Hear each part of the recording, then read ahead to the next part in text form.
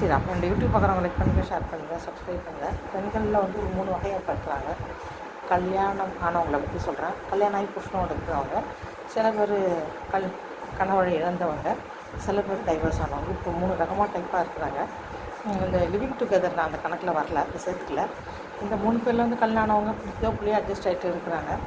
அந்த கணவனை இழந்தார்கள் வந்து இப்போ பூ போட்டெல்லாம் வச்சுட்டு ரொம்ப அழகாக மெயின்டைன் பண்ணுறாங்க. அது கூட ரொம்ப நல்ல விஷயம்.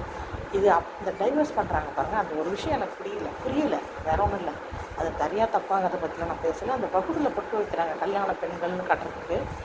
அது மற்ற ஆண்கள் அவங்கள இது பண்ணக்கூடாதுன்ற காரணமாக, இல்லாட்டி வந்து புருஷன் விட்டுட்டதுனால நம்ம கல்யாண பெண்ணுன்னு காட்டுறதுக்கான்னு தெரியல. எதுவாக இருந்தாலும் அது வந்து அவங்க, நான் நினைக்கிறேன் ஒருவேளை அவங்க வந்து நான் வந்து திருமணம் ஆனவன் அப்படின்னு காட்டிக்கிறதுக்கோசம் பண்ணுறதா நினைக்கிறேன்.